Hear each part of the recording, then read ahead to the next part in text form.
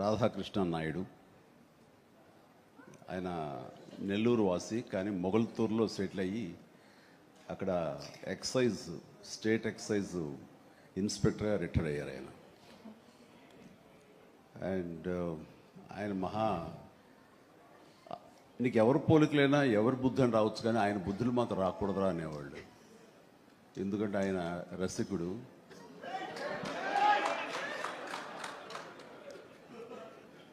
ఇద్దరు ఇంట్లో ఉండేవాళ్ళు, నాకు ఇద్దరు అమ్మమ్మలు. వీళ్ళిద్దరి మీద అలిగితే మూడో వ్యక్తి పాపం ఎవరో అన్ని కోల్పోయిన ఒక వ్యక్తి అనమాట, జాలిపోలేదు. ఆవిడకి అతి దగ్గర అయ్యారు ఆయన.